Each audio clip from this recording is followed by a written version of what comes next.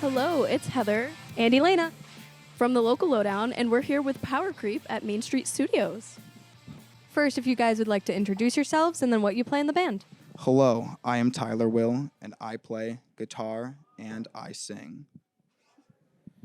Hello, I am Dylan. You're not Dylan. Oh, wait, no. I am Liam. Dylan's my twin.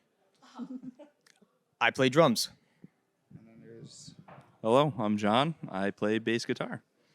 Nice. And then a little extra question for Tyler. You also sing and play in the band Cheap Peach, Yeah. but what inspired you to start this newer band, Power Creep, and what makes them different? COVID kind of started Power Creep. I was at a point where I was like, because I had previously played in a band with John in high school. I played drums, he played bass. And I started Cheap Peach without him, writing music with different people. So I got to a point in my life, especially with COVID, where I was like, I want to write music with John again. So I started writing some songs specifically for these two guys. I played with him. We weren't like in a band, but we'd played music together previously. So yeah, this project's more of like something kind of simple for us to go out and play some live shows. Compared to Cheap Peach, the songs aren't as complicated. We're not trying to like do more than we're capable of or like pushing any bounds. We're just kind of we're trying to write music to have fun, That's good to hear. And you guys sounded awesome tonight, Thank you so not a much. worry. Yeah, you guys killed it. Your song Jericho came out early this year. It did. There's a bit of a moodier vibe to this one, and it sounds like it tells a specific story. What was the inspiration for this song? What a great question. I think part of the initiative of this project too was to try and not overthink everything I was writing, or get like caught in like, oh, I have to like phrase it this way or I have to use this. I wasn't trying to like put myself in a box. So I mostly was trying to look for stuff that I thought sounded the best. Not to say that it doesn't have meaning, but I guess when I wrote it, I didn't have meaning or intention in mind, but I think I wrote something that was well enough to be interpreted in, some kind of way by whoever. Awesome. Didn't you hear the name Jericho? You're like, I like that. Where did I hear the name Jericho? Well, I mean, like there's that song, Joshua won the battle of Jericho, Jericho, Yeah, I don't know, Christian upbringing. Yeah. All right. It's up to you now. My time. Well, Got the scepter.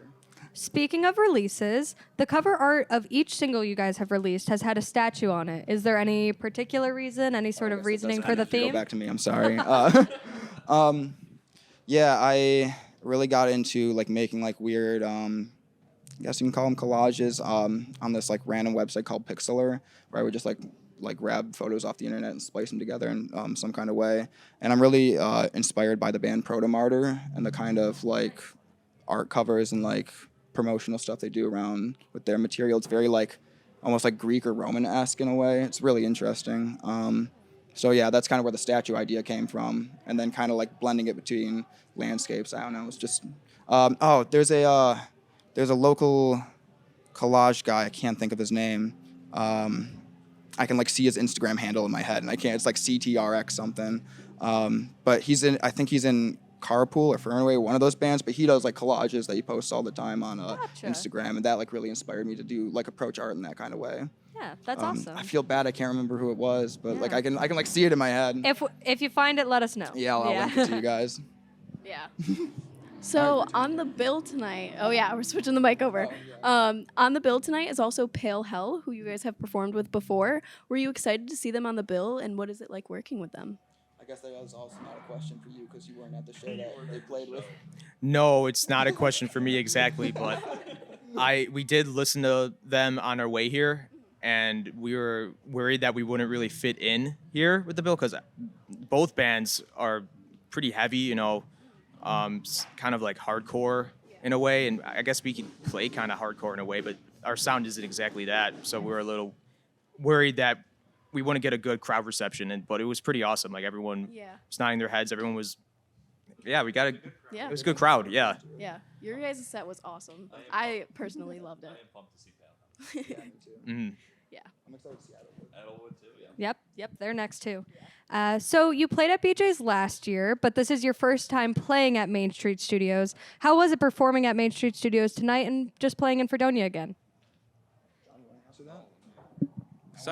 Besides my little hiccup at the end, I thought it was actually a really great venue. It kind of gave me like house show vibes, but like it was wide open. It was still like a legit venue. So I thought it was really cool to be playing in like a theater kind of.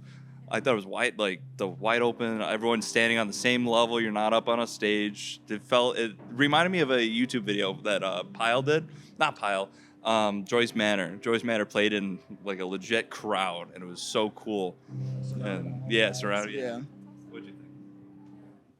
Sorry, you're gonna have to repeat. I was so enamored by his tangent. I don't even remember the question. Oh, just your thoughts on Main Street Studios, especially. yeah. You were also a Fredonia alum, right? Yeah, So it was what were your thoughts cool on it? because I don't know when Main Street Studios opened, but I graduated 2020, and like through my college career. Foxhead having shows here, it's been, I believe, a little over a year. Okay, I knew it was like relatively new But that they they've were had having theatrical bands. productions here for a while. Yeah.